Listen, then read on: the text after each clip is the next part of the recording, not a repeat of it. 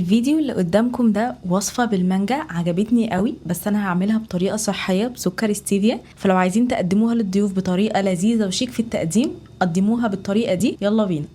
هحتاج كوباية من الحليب، كوباية من عصير المانجا بدون اي اضافات، معلقة كبيرة من نشا الذرة، رشة فانيليا، ليمونة، 3 باكت من سكر ستيفيا، ونقلب على البارد وبعدين نحطها على النار.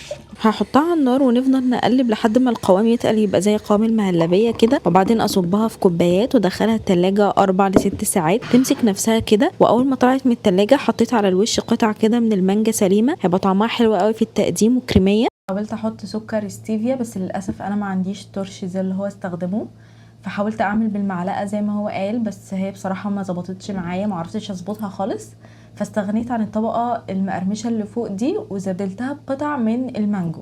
بصراحه حلوه قوي، متنسوش تعملوا سيف وجربوها. باي باي.